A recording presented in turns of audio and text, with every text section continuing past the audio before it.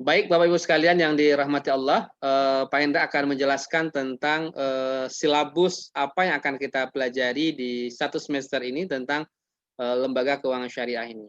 Nah, Bapak Ibu sekalian yang dirahmati Allah, nah kita bisa lihat bahwa nah di mata kuliah kita ini lembaga keuangan syariah. Nah, dosen kita ada 3. Pertama adalah Pak Dr. K. Haji Hasanuddin MAG. Nah, beliau saat ini diamanahkan Allah menjadi Ketua DSN MUI ya, yang baru terpilih beberapa minggu ini. Jadi beliau diamanahkan. Dulu beliau pernah menjadi sekretaris DSN ketika saya masih muda, masih di awal-awal. Nah, sekarang beliau diamanahkan Allah menjadi Ketua DSN MUI. Jadi Masya Allah luar biasa. Lalu kemudian yang kedua saya sendiri dan yang ketiga adalah Pak Azharuddin Latif ya. Ini merupakan ketua juga, ketua muamalat institut di DSN MUI. Jadi Masya Allah luar biasa, mudah-mudahan dari 2 orang guru kita ini biasanya ada banyak informasi-informasi up to date yang terjadi di masyarakat atau di lapangan yang kemudian bisa di-share pada kita. Bapak Ibu sekalian yang dirahmati Allah, lalu kemudian mata kuliah ini ya tentu akan berisi tentang lembaga keuangan syariah ya, dimulai sejarah dan berbagai macamnya. Maka ada baiknya bagi saya adalah bagi Bapak Ibu sekalian yang backgroundnya bukan perbankan syariah atau ekonomi syariah di S1, ada baiknya kemudian memang harus membaca lebih banyak tentang ekonomi syariah ini untuk bisa kemudian connect, untuk bisa nyambung pada ini. Nah, Bapak Ibu sekalian yang dirahmati Allah, nah, kemudian kalau kita perhatikan ya apa yang akan kita pelajari di satu semester di hari ini adalah penjelasan perkenalan. Tadi kita sudah perkenalan ya, lalu kemudian kontrak perkuliahan. Kontrak perkuliahan kita ini adalah mata kuliah kita ini adalah 30 30 40. 30 40 maksudnya apa Pak Hendra? 30 formatif, 30 UTS dan 40 UAS, 40% UAS. Nah, maka total 100%. Lalu kemudian gambaran umum mata kuliah ini. Nah, gambaran umum mata kuliah ini tadi Pak Hendra sudah jelaskan dan kita akan lanjutkan kepada lembaga di pertemuan berikutnya atau pertemuan minggu depan. Nah, pertemuan minggu depan masih Pak Hendra dan guru-guru lain akan menyampaikan kepada Bapak Ibu sekalian. Kita akan berbicara tentang lembaga keuangan syariah, ya. Apa kira-kira itu lembaga keuangan syariah, lalu apa ruang lingkupnya, lalu bagaimana sejarah dan perkembangannya, lalu bagaimana peraturan hukum terkait itu, lalu bagaimana potensi, peluang, tantangan, dan strategi pengembangan lembaga keuangan syariah ini. Nah, sama-sama kita ketahui hari ini misalnya angka pertumbuhan pangsa pasar bank syariah misalnya baru sekitar 6%. Itu artinya masih ada PR kita sekitar 94%. Nah, industri keuangan syariah juga baru sekitar 10%, masih ada sekitar 90% yang menjadi PR kita bersama kira-kira. Nah, Bapak Ibu sekalian yang dirahmati Allah, minggu depannya kita akan berbicara tentang perbankan syariah. Nah, perbankan syariah ini menjadi sangat menarik bahwa perbankan syariah itu lahir ya dari kemudian keresahan ya yang terjadi pada saat itu, di mana kemudian perdebatan diawali oleh perdebatan antara bunga bank apakah halal atau haram, dan kemudian banyak lahirlah buku-buku yang kita kenal bukunya Bakir Sadar dan berbagai macamnya. Lalu kemudian pada akhirnya kemudian menginspirasi lahirnya institusi keuangan syariah di banyak tempat, di Mesir misalnya, lalu kemudian di banyak negara-negara lain.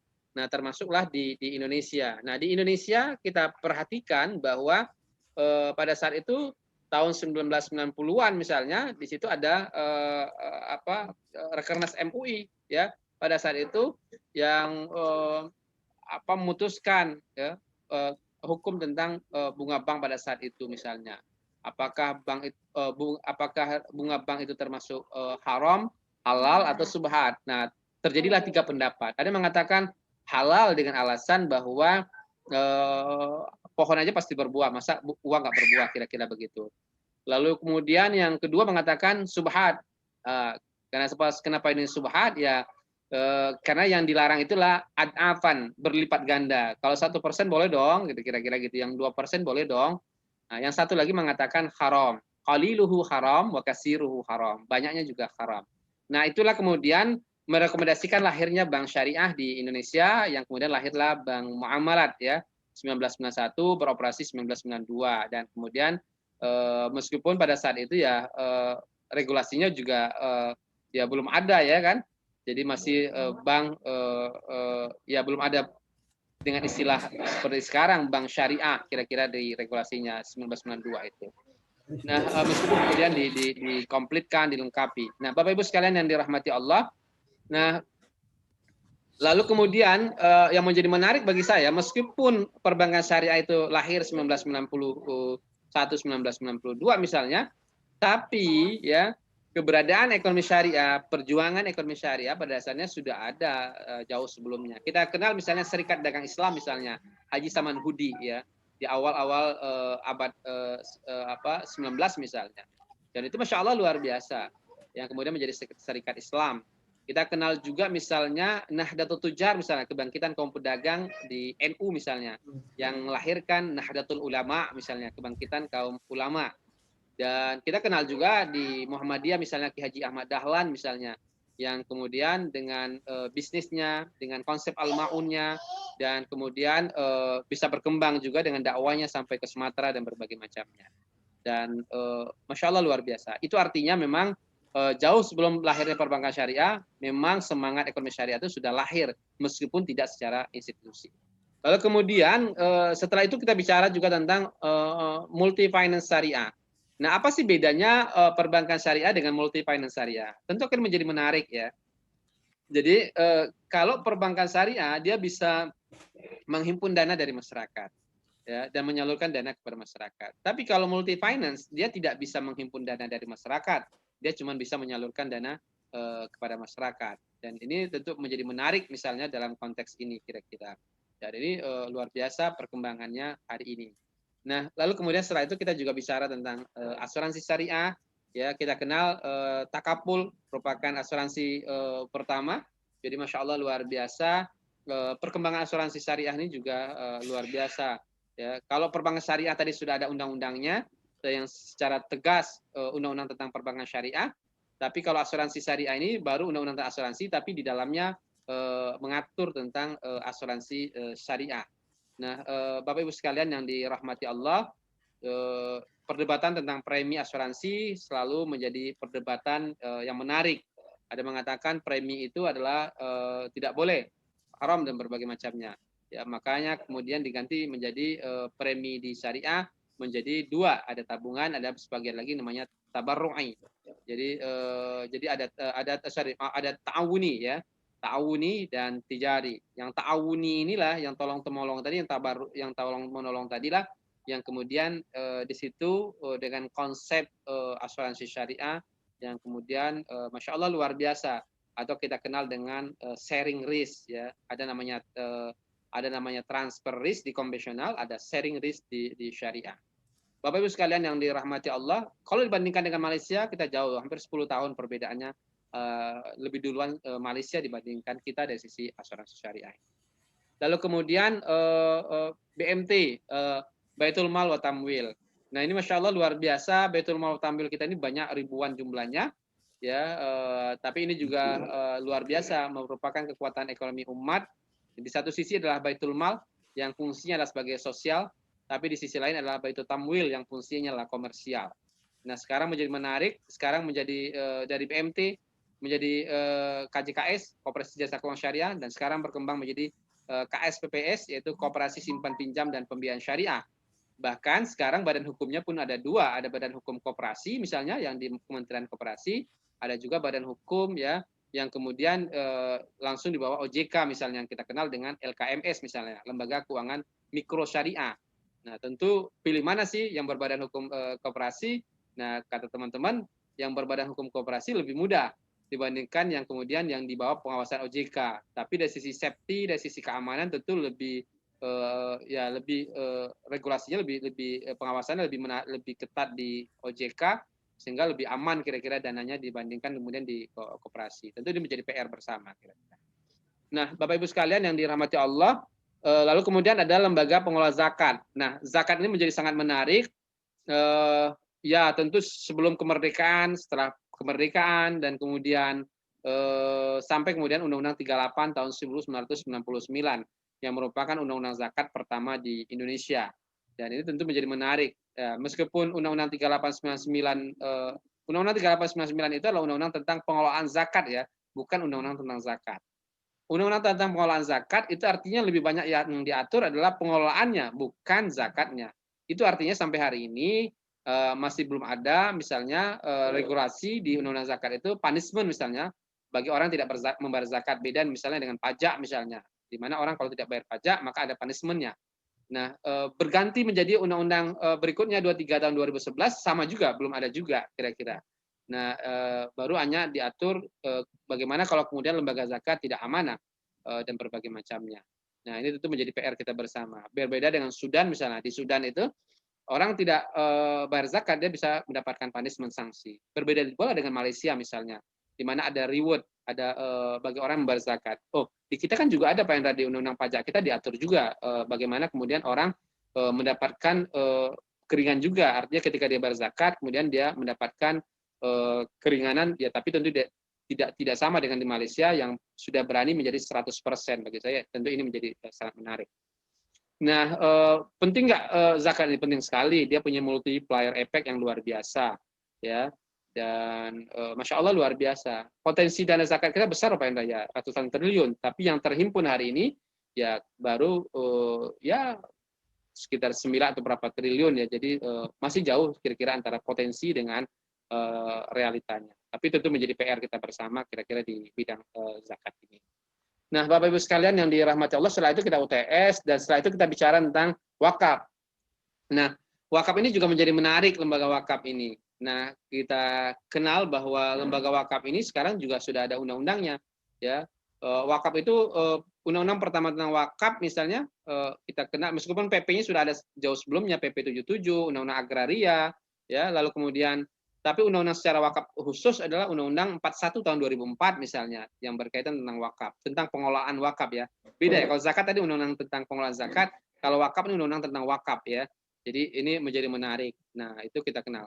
2 tahun setelah itu keluar PP 42 tahun 2006 tentang wakaf juga. Itu lebih cepat ya Bapak Ibu sekalian. Nah, kalau zakat tadi 3899, dia sampai keluar 23 tahun 2011, dia nggak punya PP, Pak. Nah, ini menjadi menarik ya. Beda dengan wakaf, 2 tahun setelah itu langsung keluar PP-nya. Nah, tapi saat ini sudah ada PP zakat, PP 1414 ya, gampang menghafalnya, nomor 14 tahun 2014. Nah, wakaf ini merupakan potensi dana umat yang luar biasa. Ya, Masya Allah luar biasa. Kita lihat misalnya bagaimana Dompet Duafa membangun rumah sehat di Parung misalnya, yang perpaduan antara zakat dengan wakaf misalnya. Dan ini tentu merupakan dana umat yang luar biasa. Banyak lagi contoh-contoh lain misalnya pemberdayaan ekonomi umat melalui wakaf ini. Nah, aset wakaf kita begitu banyak. Nazir wakaf kita merupakan nazir wakaf terbanyak di dunia. Jadi jumlah nazir wakaf kita terbanyak di dunia. Jadi ini tentu merupakan potensi yang luar biasa. Bahkan hari ini zakat wakaf ini juga diatur di Undang-Undang Wakaf bahwa amil nazir wakaf berhak mendapatkan tidak melebihi 10% ya dari hasil ya. Nah, beda ya dengan zakat ya. Kalau zakat itu kan dari penghimpunan. Jadi 1/8 itu dari penghimpunan. 1/8 artinya 12,5% itu dari penghimpunan. Nah, beda dengan wakaf. Wakaf itu dia harus dikelola. Berarti lebih enak mana kira-kira gitu, Pak? Enak pengelola zakat atau enak wakaf? Enak zakat, ya. Zakat 12,5%, 1 miliar, 12,5%, 125 juta gajinya kan amilnya. Ya, kebayanglah kira-kira dengan teman-teman di Dompet Duafa dan berbagai macam yang puluhan miliar kira-kira gitu ya. Nah, kalau wakaf dia harus inovatif kan, dia harus dikelola dulu baru kemudian dia bisa mendapatkan hasilnya. Tentu ini tugas bersama lah kira-kira. Nah, lalu kemudian kita juga kenal ada PMA wakaf uang, dan jadi sangat komplit sekali.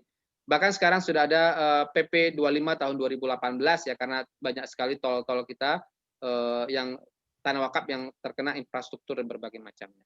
Lalu kemudian pasar modal syariah. Nah, pasar modal syariah ini tentu akan menjadi menarik ya Bapak Ibu sekalian. Nah, kita mengenal sekarang ada misalnya ada JII, Jakarta Islamic Index, indeks syariah dan berbagai macamnya.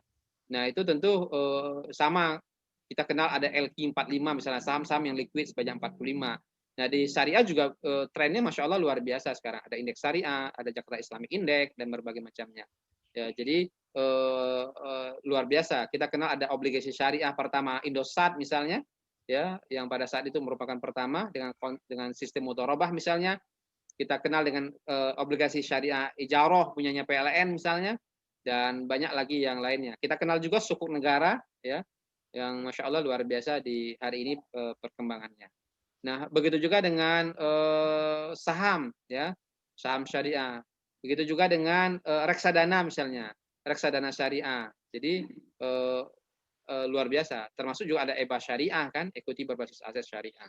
Jadi bagi saya pada dasarnya sudah komplit tentang bagaimana kemudian pasar modal syariah ini. Lalu kemudian pegadaian syariah, ya. Pegadaian syariah juga menjadi menarik bagi saya bahwa kita sudah lama sekali punya pegadaian syariah ini menyelesaikan masalah tanpa masalah. Nah, tapi jangan sampai nanti bermasalah ya kira-kira ya. Menambah masalah ya, tapi memang slogannya menyelesaikan masalah tanpa masalah. Nah, sudah banyak sekali misalnya kita kenal misalnya dari sisi akad dan berbagai macamnya mengalami perubahan dari konsep ijarah menjadi mu'nah misalnya yang kita kenal sekarang. Mu'nah itulah biaya pemeliharaan misalnya, dan banyak lagi yang lainnya. Misalnya dari dulu yang bisa berkembang misalnya rohan tasjil yang kita kenal hari ini misalnya, di mana sepeda motornya nggak perlu ditahan, nggak perlu dianggunkan, cukup BPKB-nya. Itu yang kita kenal dengan rohan tasjili misalnya, ya, dan banyak lagi yang lainnya. Tetapi sampai hari ini memang kita juga belum punya undang-undang khusus tentang pegadaian syariah ini, ya, sama dengan BMT dan berbagai macamnya tadi. Lalu kemudian setelah itu kita bicara juga tentang lembaga penjaminan syariah. Nah, ini menjadi penting sekali bahwa lembaga penjaminan syariah. Hampir semua pembiayaan-pembiayaan di bank syariah ya harus dijamin, karena itu bukan dana milik pribadi tapi adalah milik masyarakat. Nah, lalu kemudian yang terakhir adalah lembaga dana pensiun syariah. Nah, ini juga menjadi menarik, tapi meskipun perkembangannya tidak sama dengan perkembangan bank syariah, asuransi syariah, dan berbagai macamnya. Boleh jadi Bapak Ibu tidak mengenal juga lembaga dana pensiun syariah, penjamin syariah, dan berbagai macamnya itu. Tapi ini menjadi menarik juga untuk kita kaji secara bersama. Nah, saya pikir itu Bapak Ibu sekalian ya. Habis itu kita UAS, ujian akhir semester, dan buku-bukunya banyak sekali bisa Bapak Ibu dapatkan bagi saya. Yang paling gampang adalah ada seperti ini misalnya, buku Bank Syariah misalnya. Nah, ini bisa lihat bank dan lembaga keuangan syariah ya. Banyak bisa didapatkan di toko-toko buku. Apalagi Pak Indra misalnya. Bisa lagi banyak lagi misalnya adalah ada misalnya lembaga keuangan ekonomi dan keuangan syariah kontemporer ya, banyak ya. Jadi bisa didapatkan ya, buku-buku seperti ini. Lalu kemudian apalagi? Lalu kemudian kita kenal juga ada misalnya bank dan lembaga keuangan syariah. Nah, jadi ada banyak sekali Bapak Ibu sekalian, dia tinggal mau atau tidak membacanya ya.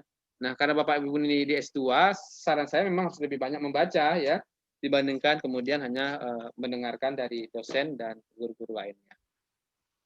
Saya pikir itu nanti akan Pak Indra share biasanya kalau sudah jadi di grup kelas kita, dan saya pikir itu silakan kalau ada beberapa hal yang ingin Bapak Ibu tanyakan tentang silabus atau tentang yang berkaitan tentang mata kuliah kita ini. Silakan kalau ada yang ingin